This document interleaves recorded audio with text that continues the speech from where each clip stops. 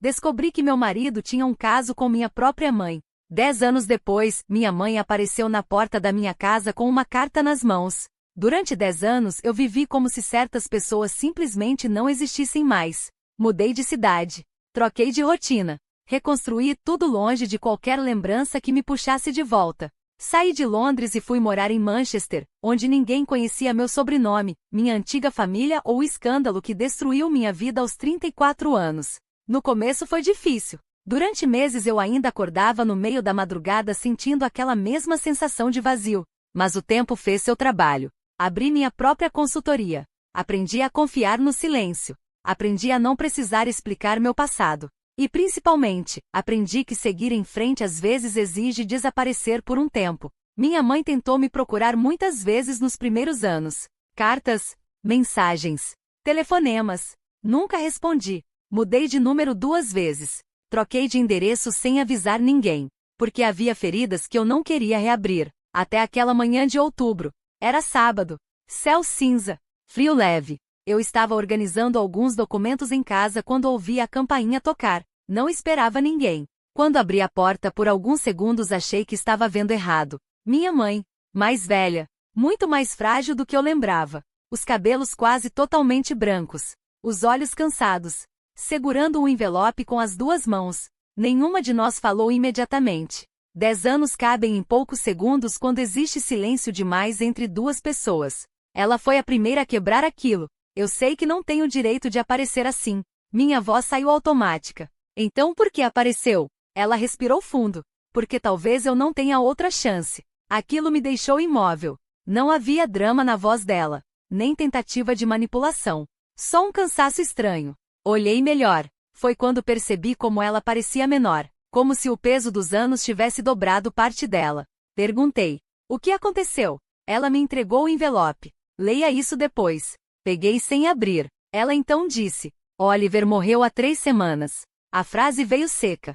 Sem aviso. E mesmo depois de tudo, ouvir aquilo mexeu comigo de um jeito inesperado. Não por dor, mas porque certas pessoas parecem tão presas ao passado que você quase acredita que nunca vão desaparecer. Minha mãe continuou. Ataque cardíaco. Morava sozinho. Quase ninguém foi ao enterro. O silêncio voltou. Eu não sabia o que responder. Então perguntei. E por que me contar isso agora? Ela baixou os olhos. Porque antes de morrer, ele deixou algo para você. Meu corpo inteiro travou. O quê? Ela apontou para o envelope. Está aí. Abri devagar. Dentro havia uma carta. E uma chave pequena, antiga, sem identificação. Reconheci imediatamente a letra de Oliver. A primeira frase dizia: há uma verdade que nem sua mãe conhece. E você merece saber agora. Senti a respiração mudar. Continuei lendo. A carta explicava que anos antes do casamento, Oliver havia alugado um pequeno cofre em London. A chave era daquele cofre. No final da carta havia o endereço. E a frase final. Se decidir abrir, entenderá por que nunca consegui sair completamente da sua vida. Olhei para minha mãe. Ela parecia não saber de nada. Perguntei. Você leu isso? Ela balançou a cabeça. Não. 2 dias depois viajei até Londres. Passei horas pensando se deveria mesmo abrir aquilo. Mas depois de 10 anos talvez eu merecesse encerrar tudo completamente. No banco apresentei a chave. Depois de alguns minutos, o funcionário trouxe a pequena caixa metálica. Abri. Dentro havia documentos antigos, fotos, papéis e um exame de DNA. Meu nome, o nome de Oliver e uma data de 11 anos atrás. Demorei segundos para entender, mas quando li o resultado minhas mãos começaram a tremer. O exame mostrava que Oliver nunca foi apenas meu marido. Ele havia investigado algo muito antes do casamento e descoberto uma verdade absurda. Não existia vínculo biológico entre nós, mas ele suspeitava que meu pai verdadeiro podia ter ligação com a família dele. Continuei lendo. No fundo da caixa havia outra carta. Nela, Oliver confessava. Anos antes, quando conheceu minha mãe, descobriu por acaso que o homem que me criou não era meu pai biológico. E que existia a possibilidade de meu verdadeiro pai ter sido alguém ligado ao passado da própria família dele. Foi isso que o fez se aproximar. Primeiro por curiosidade. Depois por interesse. Depois por sentimento real. Mas também por culpa. Porque durante anos ele carregou a sensação de que tudo começou de forma errada demais para terminar bem. A carta terminava assim. Passei metade da vida errando com você. Mas a única verdade absoluta é que em algum momento te amei de verdade, embora isso nunca tenha apagado tudo que destruí.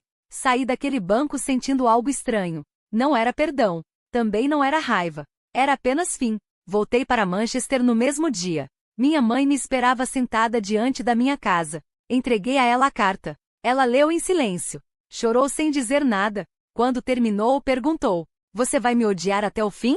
Olhei para ela por alguns segundos. Depois respondi: "Não, mas algumas feridas deixam de doer, sem nunca desaparecer." Naquela tarde, pela primeira vez em 10 anos, convidei minha mãe para entrar. Não porque tudo estava resolvido, mas porque às vezes o tempo não devolve o que foi perdido. Só ensina o que ainda vale carregar. E naquela idade, eu finalmente entendi. Nem toda história termina em reconciliação perfeita. Algumas terminam apenas quando o peso deixa de comandar sua vida. Gostou? Então segue nosso canal para não perder nenhum vídeo. Não esquece de curtir e compartilhar o vídeo.